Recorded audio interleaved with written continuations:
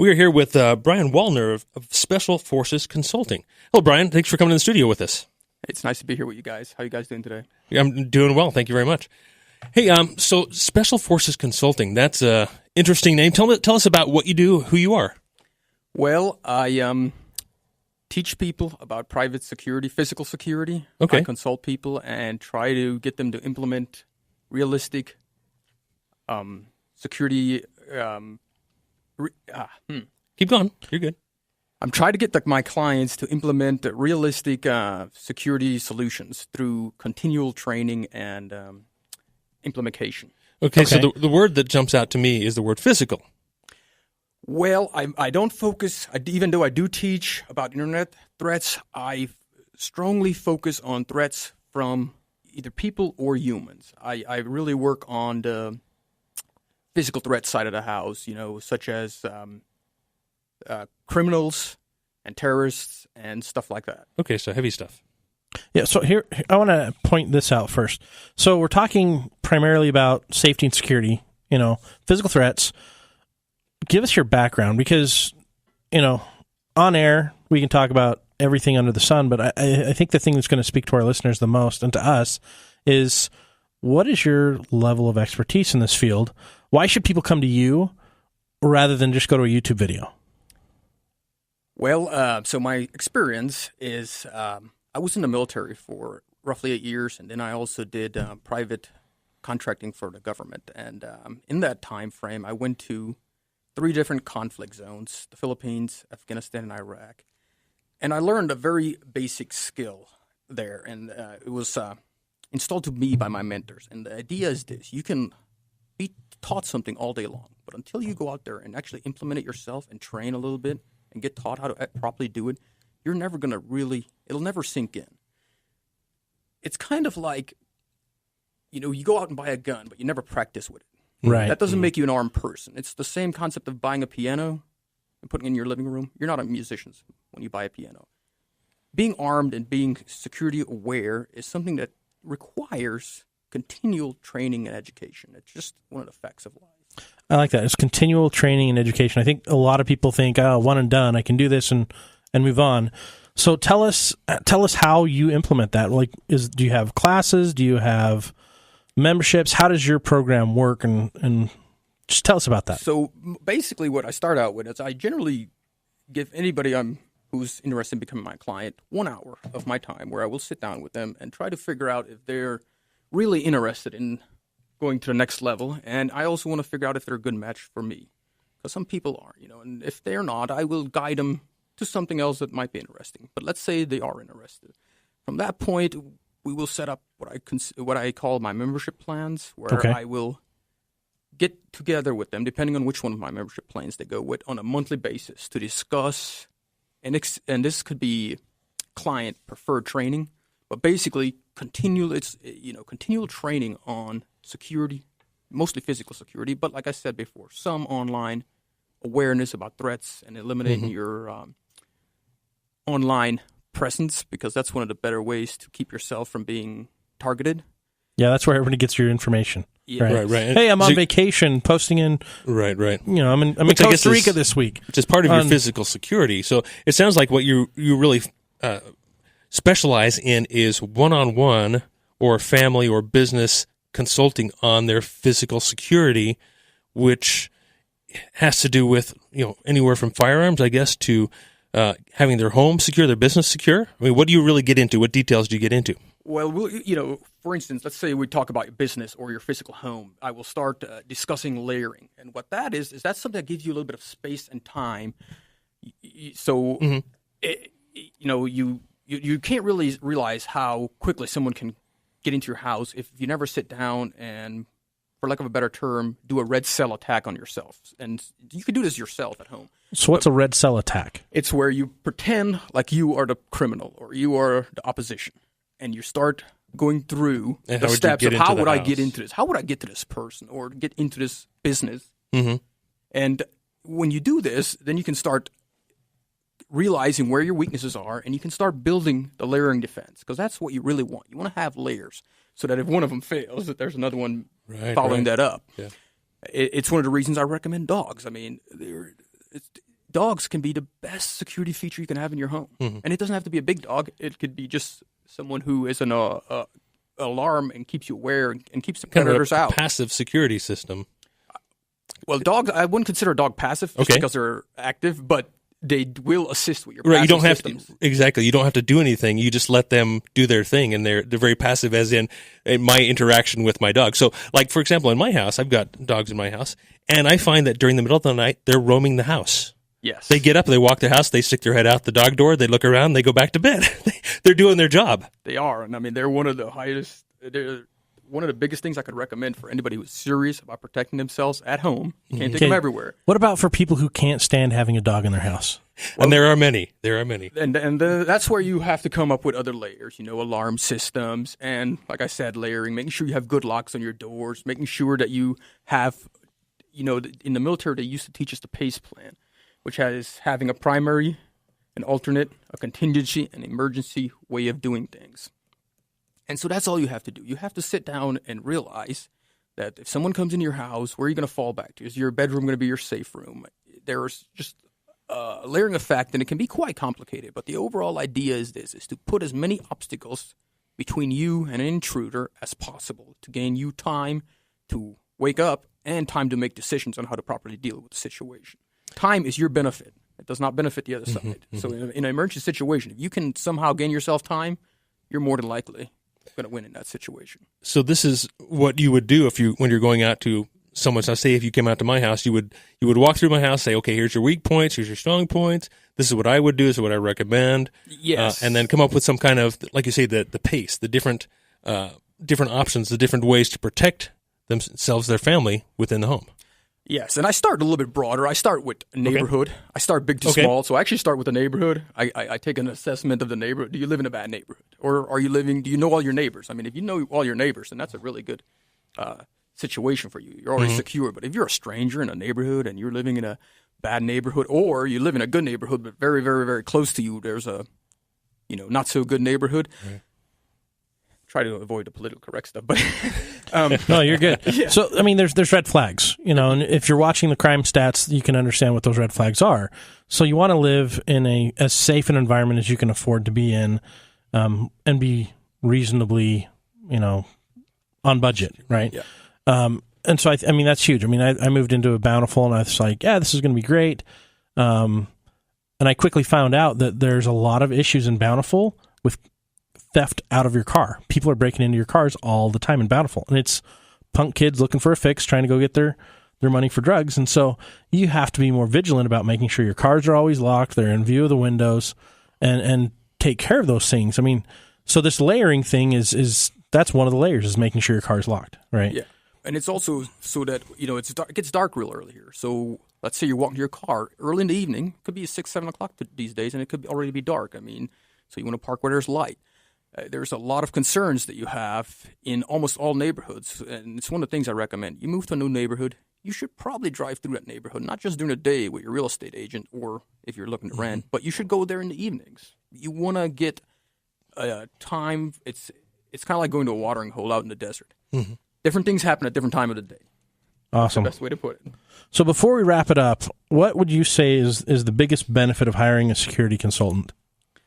I would say the biggest benefit, it's like building a team. Just like when you're building a team that help with your finances and your health and your doctors, it's just, really smart people in this world, the ones who are really successful. One of the things that we know about them is they are extremely good at building teams, surrounding themselves with people who have skills that they're not good at, or because they're really good at something else, they don't necessarily want to spend their time or effort becoming an expert in this field.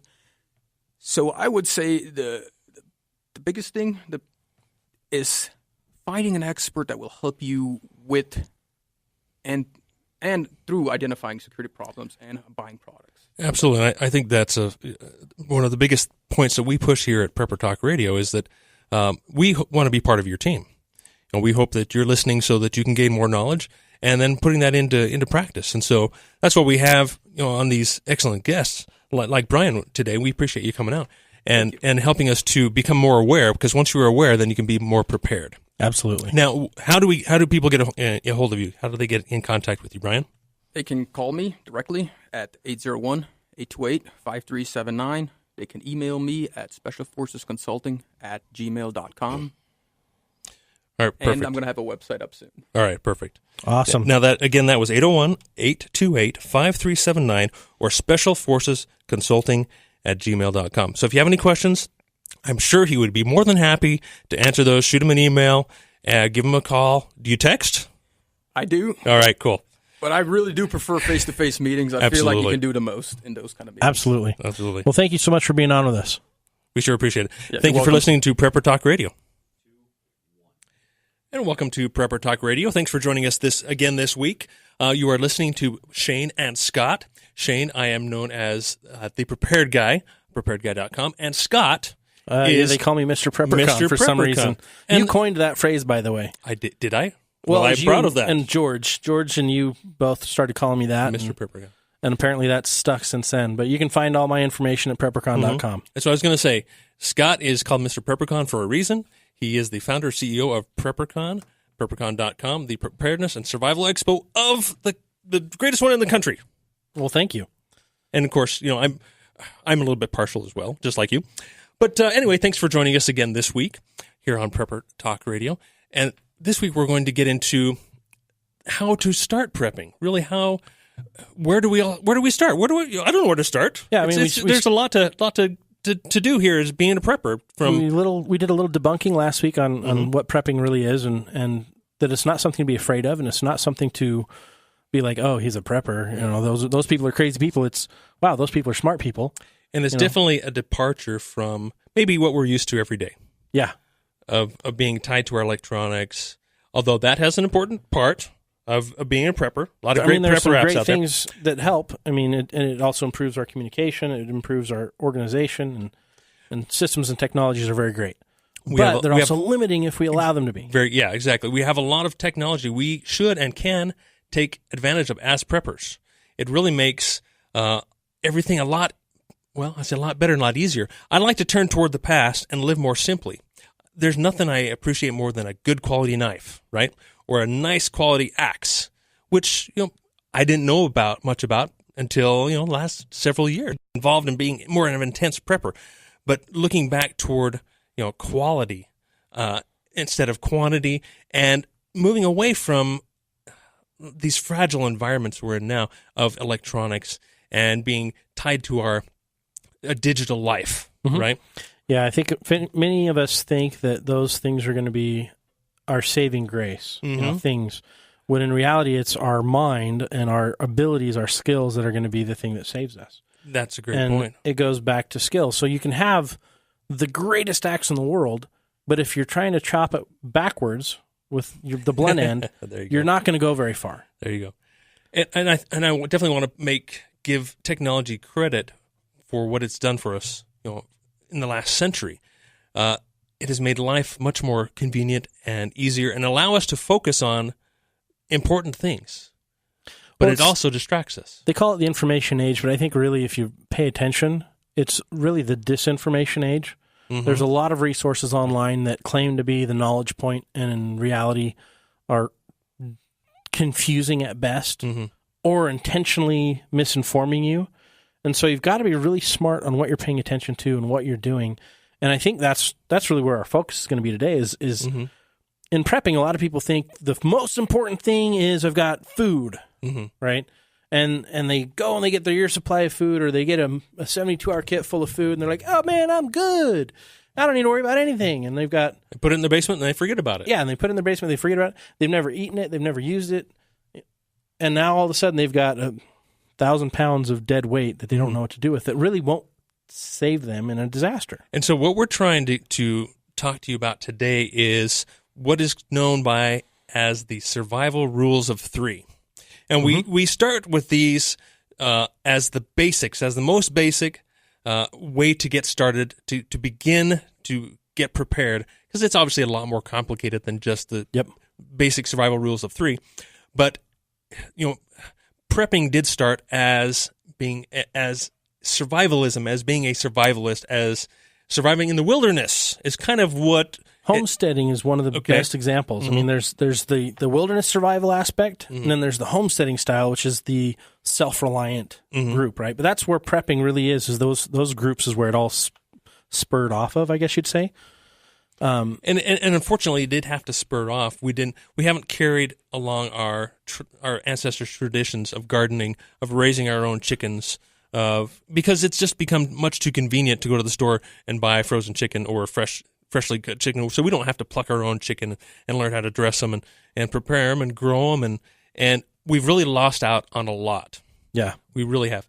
And so that's where we are trying to turn back towards those skills and mindset. Yeah, absolutely. Perfect mindset. So, but starting back at the basic survival rules of 3 is where we like to start. Let's go over the rules of 3 just so people understand what they are. Perfect. First rule of 3 is that the human body or the mind can last up to 3 minutes without oxygen. Mm-hmm. Right? So this is drowning scenarios. So that's the shortest of the rules of 3. Mm-hmm. The next is that how long can we last without water? How long can we last without Typically water? Up to 3 days. 3 days. Some people can last a little longer. Some people can last a lot less. Mm-hmm. And that's why the 72-hour kit is built the way it is. Exactly. Because around the water. Focused on that 72 hours of water. Mm-hmm. And if you're in a hotter climate, it's going to be shorter. Oh, you know what? I skipped one. 3 hours. I forgot the 3 hours. I jumped. Look at me. 3 days, I just pulled a novice prepper mistake. Hey, we're on the radio. So this is good. So you're nervous. I understand. In case this happens to you, it's okay. Just go back to the rules. So the second rule is actually 3 hours. 3 hours of exposure. And what that means is inclement weather changes. You've got 3 hours that your body can survive before you go into shock and possibly die. Now, a lot of people or can less. particularly, could argue with us about this, but like Scott's saying, this is in a harsh environment. Say you've gotten wet and now it's cold outside. You don't have shelter, then you could die within 3 hours. Of exposure. So, and I mean that's as simple as, or you could lose fingers, or you could lose toes, or you're going to have damage occurring within that time frame. And so, what the survival books have always talked about is that 3 hours, getting shelter. 1, to get the wind off of you. 2, to have warmth so that your body can process and survive. And that could be as simple as your clothes that you're wearing. If you've got a good quality jacket, coat, gloves, boots, a dry pair of clothes you can change into. I try to keep a pair of clothes in the car all the time for that reason. If I do fall into the water and get soaking wet and I can't warm it fast enough, maybe the truck dies or the car dies, and I can't find a dry space, I can at least use that to change into to help regulate my temperature quicker. And so we're using these survival rules of 3 to give us a baseline of preparations, a place to start from. So now we're still going on. Got the rules. We've still got the next rule of 3. So after the rule of 3 hours of inclement weather, then you go to the 3 days without water. Then you go which is a miserable 3 days. I tell you. Oh yeah, horrible. My goodness. And if you're working, it's a lot less than that. If you're evaporating water because it's super hot, it's a lot less than that. This is under ideal circumstances, you'll have 3 days. And then you're compromising your brain power, your ability to think, make decisions, and so forth. So all the more reason to become prepared. So the next rule of 3 is 3 weeks without food. 3 weeks without food. What? 3 weeks? You can last 3 weeks. I get hangry after I miss a meal. Yes. But you can get past that. And I think that's the point is you can get past being hungry for a while. And most of us, especially in the United States where we have this amazing epidemic called obesity, a lot of us could probably survive a little bit longer than that. Till spring, right? Right. I could hibernate and I'm sure I could make it. But the problem is we put that rule as a priority above so many others, and I'm not sure why or how that happened. Well, because of commercialism, really is what it comes down to. People wanting to sell you products. And yes, we do need food, and that's something that's, like you say, it's constantly on our minds. Like you say, you get hangry after I skip a meal. If you miss lunch. Like I could be an hour late on lunch, and I'm a little upset. Yeah, exactly. So I think that's where our minds turn. I need food. And you definitely should have food in your cupboards, and we'll get into those details. But yeah, I think you're right. If we take the survival rules of 3 and apply those across the board, what should our first priority be? And that always goes back to shelter. Yeah, exactly. Because air, you can only do so much about air, right? That's true. Yeah. If you're underwater and you can't, Yeah. I mean, What are you going to do? Carry a so scuba much tank with you all the time, or Scuba Steve. Yeah, I mean, there's only so much you can do. But then when it comes to shelter, I mean, there's a lot you can do. Yep.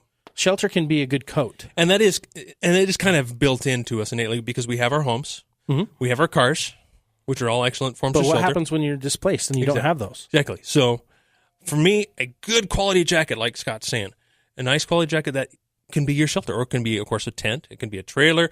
A lot of different ways to prepare for the 3 hours of being in intense outdoor conditions. Exactly. So that's not necessarily on our mind all the time because we have a nice home, we have an apartment, we have a place to live. Well, just a few weeks ago, here's a good example. Just a few weeks ago, a week ago, I was picking up some doors from the local hardware store, and then I went to go pick up a fridge for one of his rental units. And I was backing my trailer in, and I caught my trailer leg. So it's a small single axle trailer. I caught my trailer leg on this really steep driveway, and it ripped it almost all the way off, and it was dragging. And I'm like, "What did I just hit?"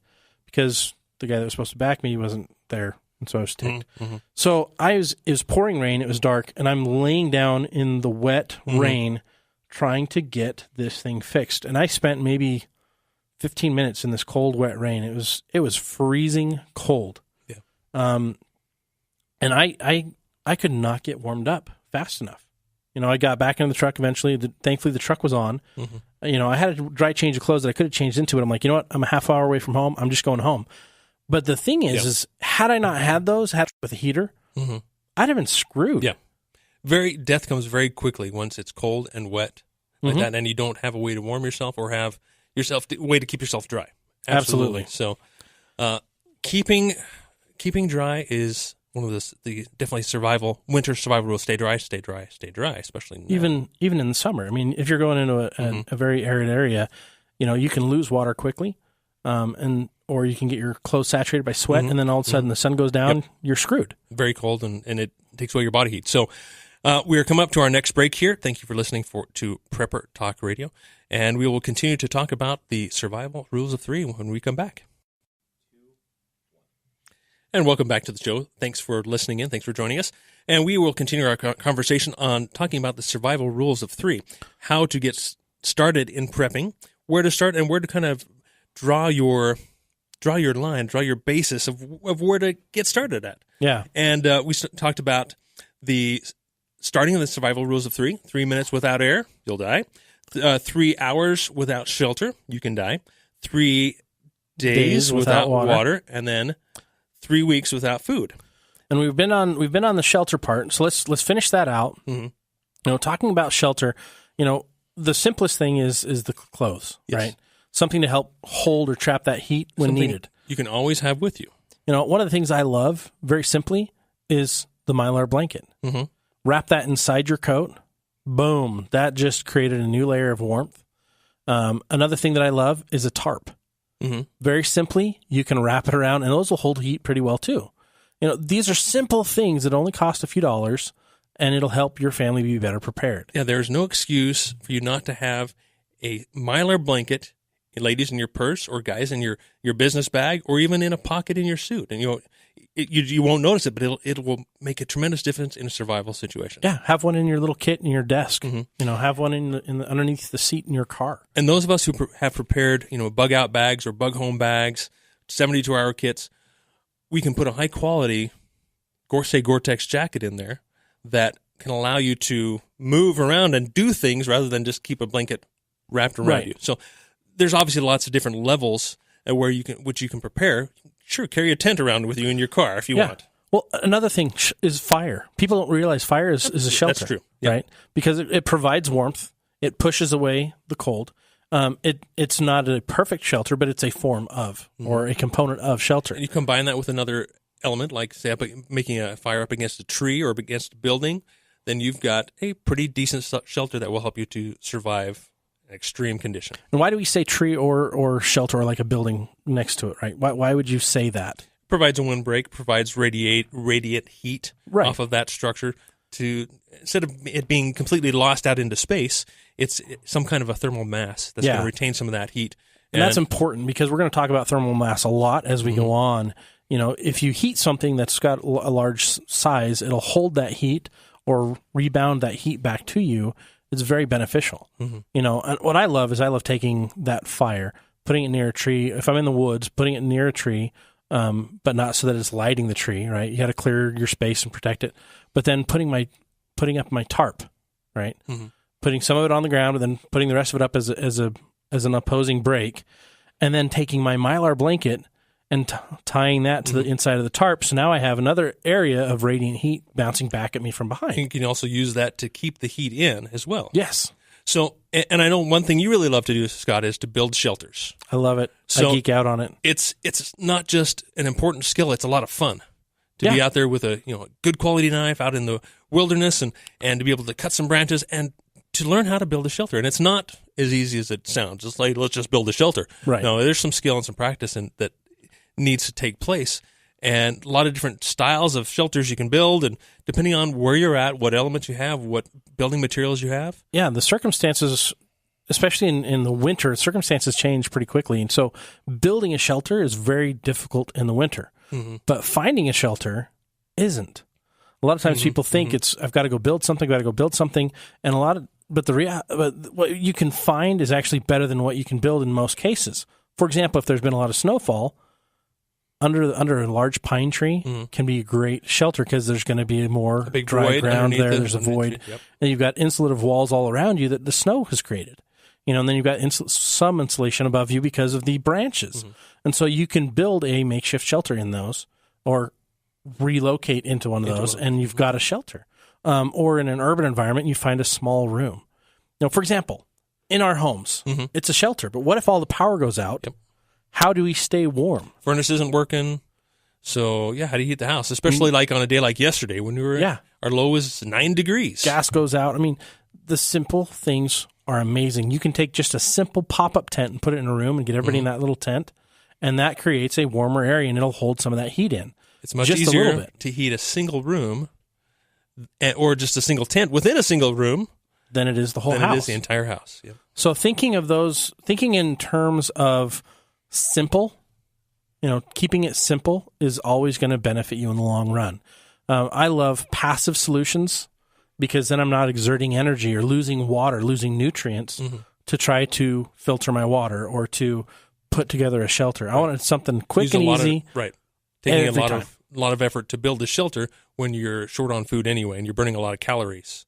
So the shelter aspect is really the first thing that we should consider in our plans for being more prepared. I think this is funny because one of my favorite TV shows, we're on On-Demand Society, right? So I watch this show on demand called Alone. I don't know if you've watched that show at all. I have not. It is a wilderness survival dream. It's a competition, right? Isn't it? It's a competition to win $500,000. They take all these guys into the woods, guys and gals, and they drop them off like 7 to 10 miles apart from each other.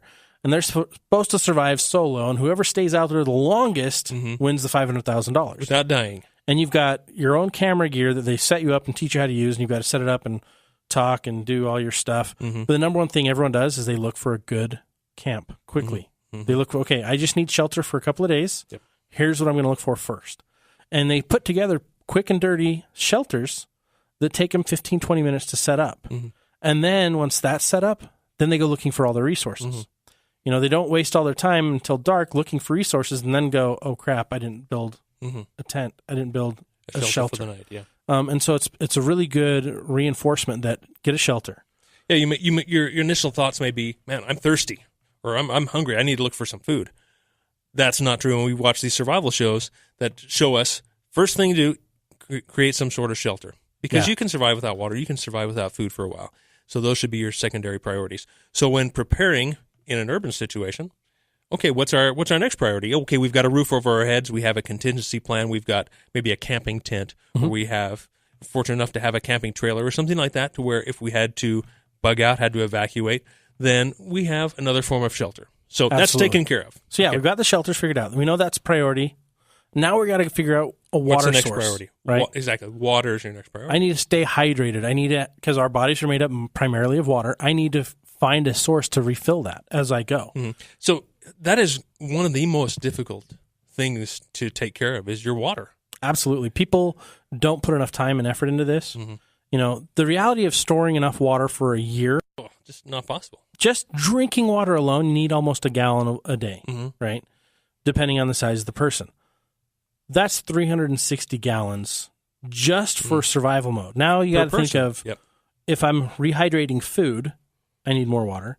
For sanitation, definitely need more water because that's a huge problem. Huge. A lot of people miss that as well. First aid and sanitation, I think, are the most overlooked. Yep. So how do you store enough water for your family or have a water solution for your family in times of emergency? I mean, Shane, what do you do? So as a plan, that's really the most important thing you should have is, first of all, a plan. Second is store about 2 weeks worth of water, minimum, absolute minimum, 2 weeks worth of water, where you can have easy, quick access to it. And then as you're able to expand to 2 months, 3 months. Very difficult to store water beyond 3 months worth of capacity. Yeah, 3 months supply I think is kind of the ideal, because if you go bigger than that, how do you store it? Exactly. Because water will go bad over time. And for most of us who have lived on budgets, we can't afford to dig a cistern in our backyard or have huge tanks to store a year's worth of water for all 7 members of our family. It's just not a possibility. But it is definitely possible to have water filters, to have a plan, to know where you can hike to a spring or walk to a river to get more water. That's one of the things I love about technology is that it shows you where those things are. Yep. Right? You can get on Google Maps and you up your neighborhood and it'll find where the streams are. It'll show you where those are. Or you'll be able to find where the city water is. One of the most forgotten sources of water that we all have stored in our home is our water heater. The water heater. The water heater is typically 30 gallons, or if you're in an apartment, 20 gallons, or if you're in my house, 60 gallons. Depending on your situation, you may have 1 tank, 2 tanks, but that's a water supply. And also consider that the pipes in your home hold an awful lot of water. Yeah. So now if there's something happens and that water supply gets tainted, obviously you don't want to use that without treating it. But if it's not tainted, that's a great resource, and people forget that they have that. So if there is something happening and hey, I can hurry and get as much water out of this as I can, stop the tub, fill it full of water while the water's still running, and get that full. Exactly my point. So part of my plan is, first of all, I have water filters. I can hike to a small spring nearby, or walk a little bit further, about 3 miles, to a local river. Are these like water pumps, or what are you talking about? There are a number of different ways that we can filter water. Do we want to get into details about water filtration? We can start off. Let's get into it. I like water pumps because they're fast and they're convenient, but they're not very long lifespan as to how much quantity of water you can get through those water filters. There are which are more efficient. You don't have to use precious energy pumping passive. water. I love passive. Exactly. And there's a lot of cool systems which we can talk about in the future of how to purify water with a water pumps, or these passive type systems that use gravity, or water purification, where you're using, say, chlorine or other purification tablets or other types of chemicals to purify or sanitize the water. Or distilling. I mean, you can distill your water as well. And there's so many different ways we can do that. And we're going to get into depth on that in the coming weeks, so stay tuned. We will have segments specifically about water and water filtration. Now, as you wrap up this segment, talking about water, we're going to step into the next survival rule of 3, food, in our next segment. And my favorite. Oh, yes. You're a foodie, aren't you, Scott? I'm too fat. That's just what it is. Hey, it's your survival instinct that it puts you in where you're at right now. It's my tank. That's my spare tank. That's your spare tank. There you go. So thank you for listening to Prepper Talk Radio. We will catch you after the break. And thanks again for listening to Prepper Talk Radio. And we are continuing along with the rule of 3, the survival rule of 3, and we've come to probably the most tasty aspect of preparing for the survival rule of 3. The only tasty aspect. That's true. If you really want to get into it. That's true. I guess I could flavor my water, and sometimes that's a good idea. And if you're a gingerbread man living in a gingerbread house, I mean, you could eat your shelter, but there we go. We're not, and Christmas is over, so get over it. All right, so the final aspect we're going to talk about today is being able to survive with or without food. Surviving 3 weeks, you can survive up to 3 weeks without food, depending on your body type. Absolutely. So in starting our preparations, in becoming a prepper or becoming more prepared, this should be the third aspect of your preparations. Your first concern should be shelter. Your second concern should be water. Your third concern should be food. I know that's maybe backwards for some of you. But these are the basics. These are the starting or kickoff points, right? Yes. So, and there's a lot of different options you can do with food. I mean, there's from the military background, there's the MREs, which stands for meals ready to eat. Then there's the nasty. Well, actually, no. Some of them are. Okay. Some of them are actually quite good. Few exceptions. Having lived off those for a couple of weeks, let's talk about those for a second. MREs. They are completely in a foil pack in a Mylar bag. It's a self-contained meal, and it's got typically an entree, a side, some crackers. There's usually a lot of peanut butter and jelly with crackers. There's the Salisbury steak is actually pretty good.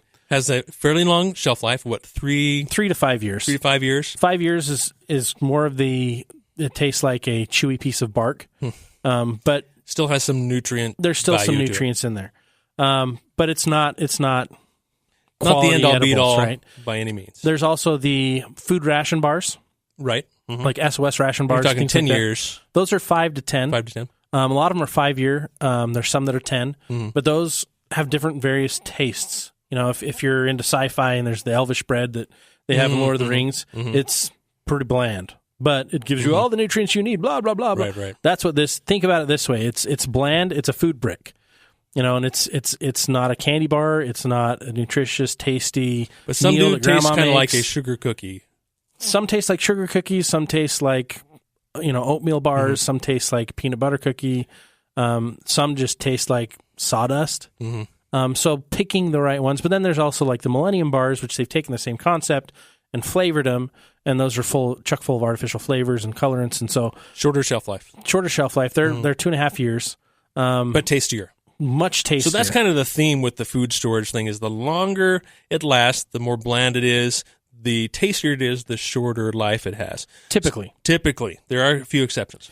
But then then you get into things like your canned foods. Or your frozen foods. Absolutely. And I think that's overlooked a lot. I think canned foods are overlooked a lot. But I wanted to revisit MREs real quick. Okay. I think a lot of people buy too many MREs. Right. And the reason I say that is because MREs are really loaded with a lot of sodium. Tons of sodium, which dehydrates you and causes poor brain function. And I think they're great as a quick meal, as a convenient meal, but as an everyday staple for your food storage, it's a survival meal. It is a survival meal. It's to get you through until the next meal that you can really prepare. And our goal isn't to survive. Our goal is to thrive. Absolutely. So that's kind of where we're taking this conversation. So we talk about the MRAs. We talk about the survival rations, which are all an important part of our preparedness plan. Right, and there's no one-stop solution for everything. Exactly. I think a well-rounded plan has components of just about everything in it. And it's based on your scenario, what you're facing, what would work best for you. So you can grab, I don't have time to prepare, I don't have time to cook, I don't have time to do this, but I can grab this ration bar that'll work for the next 2 days. Just to get through to the next thing, so then you can be ready for your next challenge. And I think one thing that's overlooked is, like we were saying, the canned foods, the canned goods. I think that can be a very important part of our particular family plan. Because it's something we eat regularly. It's something I can stock a lot of on the shelves. I can go to the big stores and get pallets of this stuff. Yeah, buy it in bulk. Be a prepper if that's what we talked about last week. Exactly. You go to Costco, get your big bulk. You might be a prepper if you have a membership to Costco and you buy things in bulk. Or Sam's Club. Or, you get your pallet of canned corn and canned peaches and all these things. I love those for 2 reasons. It's got food, but it's also canned in water. Right? Yes, so absolutely. you've got another source of water. You're not going to dehydrate by using this or use your water source to prepare it. It's like you don't need as much water to prepare these. Yeah, they're not very light. So if you plan on moving, on going somewhere with your food storage, it's going to be difficult to move. Exactly, it can be more limiting that way. But it's the stuff you eat every day. It's the stuff you already know you like. So like some of these MREs, you may not end up trying all of them, and you may not like not like most of them. Right. But if you stock your pantry, and my goal is 3 months. Yep. I keep my pantry full of 3 months worth of food that I rotate. Canned goods, those types of things that are... Your fruits, your roots, those types of things, they can last a month or so, if stored appropriately. But then your canned goods, those can actually last Exactly. Like their expiration date could be in 30 days, but it really is going to last you a year and a half to 5 years, depending on what's in there. The more the processed food it is, the shorter of lifespan it has, is your general rule. And there have actually been, there was a can that was found recently, I guess in the last year or so, that was over 100 years old, and it was still edible. That's impressive. So the big thing is look at the can. If it's bulging, there we go. Don't eat it. Don't eat it. If it's not bulging, it's still edible. It's still edible. Absolutely. You know? So for us, that is a very important part of our plan. You know, it's funny because I had a friend who was doing canning, and self-canning is great. You don't have to just go buy canned foods. You can can yourself. Well, you can't can yourself, but you can can your food by yourself. Anyways, canning myself, that's weird. That's awkward. So they had applesauce that they'd canned, and it was like 23 years old. Really? It had fermented. And he wasn't aware of this, and so he got drunk eating applesauce, and he was having a good old time. But, I mean... But he didn't get sick. He didn't get sick. You know, but it was funny because these foods last a lot longer than we give them credit for. And wouldn't you love something that you know how to make yourself or that you've created yourself better than anything you can just go buy? Something that you eat every day. So how comforting are foods in a stressful situation? So I think a lot of us, when we experience stress, when we have a hard time, what do we turn to? We turn to comfort foods. Yep. Let's get a bowl of ice cream, and especially in a difficult situation like a disaster or some type of emergency, how comforting is it to have your pantry full of canned goods that you eat every day anyway? Yeah. And I think the whole idea of what we're talking about today is normal. The closest you can get to normal, the better. So whatever that normal is for you. I mean, the other solutions as far as food storage goes, I mean, you've got your canned items, you've got your self-canned items, but then you jump into the dry and freeze-dried foods, right? Let's talk freeze-dried for a minute, and then we'll talk about dried foods. Freeze-dried, I mean, there's a lot of different companies that provide freeze-dried foods. The big factors in differentiating between those are really flavor, you know, and then there's the options of GMO, non-GMO, and then there's the options of which we'll get into in detail in another show. But typically these last 20 to 25 years, up to 20 to 25 years. Now, if you read the labels, it's got to be stored at 62 degrees or below. So the big mistake that a lot of people make is they'll just go put it in their cold storage underneath their patio and leave it there. Well, the patio that isn't guaranteed to stay 62 degrees or cooler, but it's also a bunker that if an earthquake happens, your food is now unachievable. You can't get to it. So you want to make sure that you've got it in areas you can get to it. It's not your typical pantry foods, but I don't want you leaving it there for 20 years. I want you to rotate it. I want you to be using it, right? Yeah, absolutely. You can definitely incorporate a lot of these different foods and meals into your everyday eating routine for your kids. Absolutely. That helps them to get used to the type of quality of food, but also it helps you rotate your foods. Yeah, so and it's not a shock when you're eating something different. And the other part of it is the dehydrated foods. For example, like your beans, your legumes, your wheat, your rice. I mean, they opened up some more tombs in Egypt that they found, and they found wheat from when Joseph was there storing wheat, and it was still good. And the point is that all of these are important aspects of your food storage, from your canned goods, MREs, to the dehydrated and dried foods you can dry yourself and pack yourself, to the bulk wheat, grains and such, are all important parts. And we have our own personal plans. Yep. You need to do your research. If you have questions, feel free to contact us. Get with us on Facebook. Ask us what we'd like to do, because we're more than happy to share. We'd like to tell you what we have discovered for ourselves. Absolutely. And then we hope that you learn for yourselves. The biggest mistake people make in the food storage is using a food storage calculator to determine exactly what they need. Most of those go off of a 720 calorie diet per day, which is basically what they had in Auschwitz in Germany for the Holocaust. And we are out of time for today, but thank you for joining us here on Prepper Talk Radio. Feel free to contact us on social media, Facebook, preppercon.com, preparedguy.com, and we will have more fun and interesting stuff for you next week. Thanks for listening.